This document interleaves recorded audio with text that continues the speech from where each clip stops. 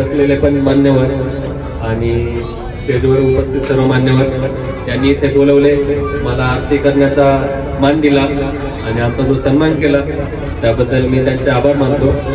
Ganpati Bappa Morya. Mangal.